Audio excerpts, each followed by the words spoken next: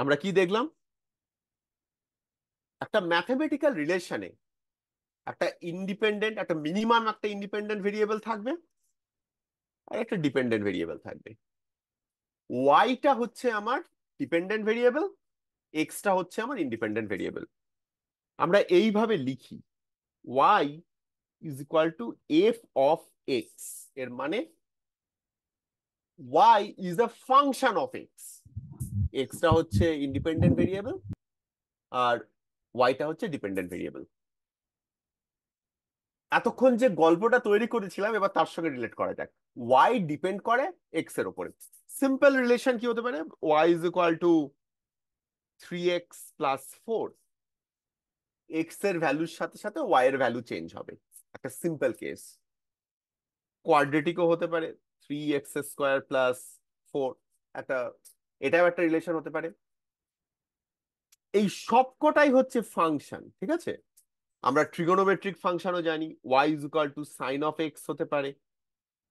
এগুলো সব ফাংশন যেখানে ওয়াই এর ভ্যালুটা এক্স এর ওপর ডিপেন্ডেন্ট। আমি দুটো এরকম ডিম আঁকলাম, এক্স এর নিচে আর ওয়াই এর নিচে। এই ডিমগুলোকে বলে পপি ডায়াগ্রাম।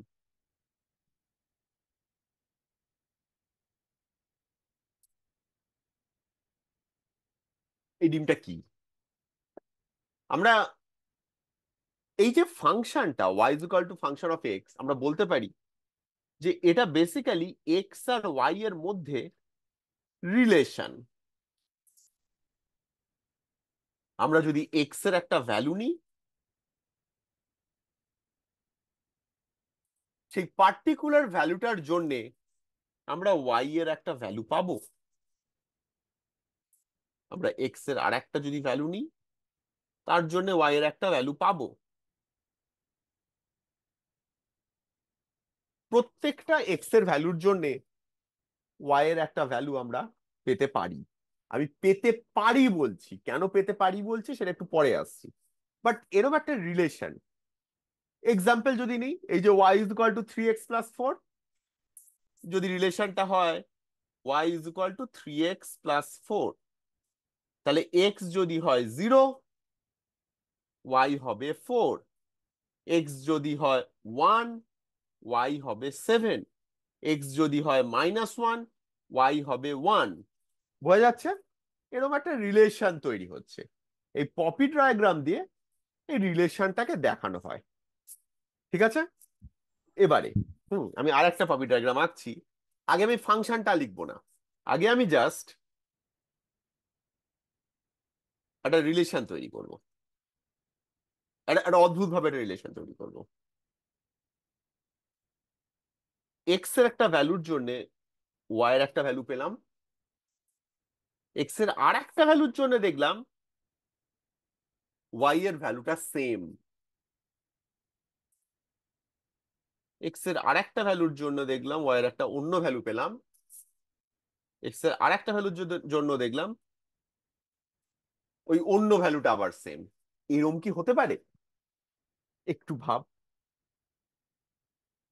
কোন রিলেশন কি হতে পারে যেরকম?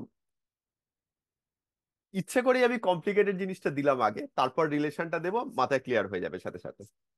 ওই কোনো কোয়াড্রেটিক ইকুয়েশন লিখলে না? Correct, correct. Y is equal to X square, hmm. Quadratic equation, absolutely correct.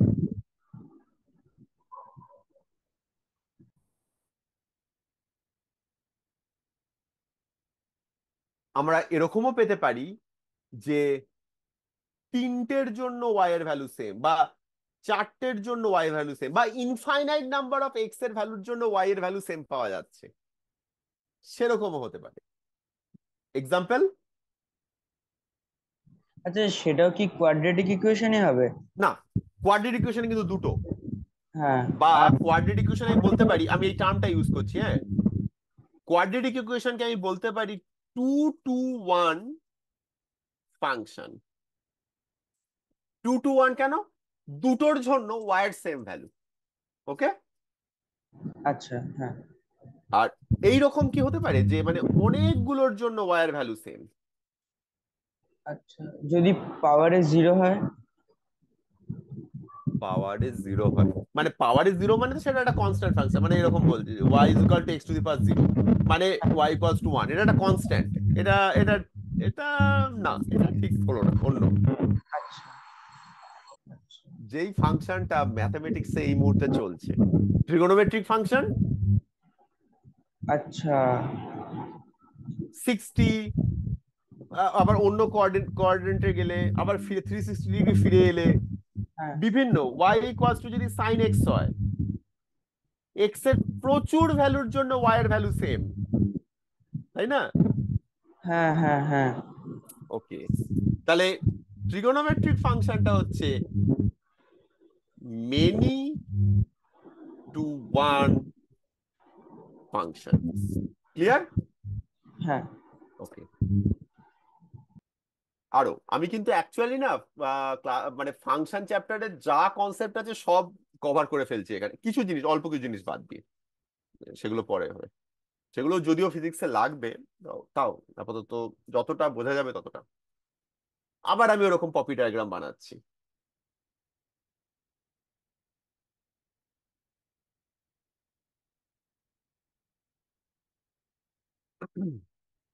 X Y, আগেরটা আমরা কি করেছিলাম যে এক্স এর দুটো ভ্যালুর জন্য ওয়াই এর সেম ভ্যালু পাচ্ছিলাম। এবার উল্টোটা করি, হ্যাঁ,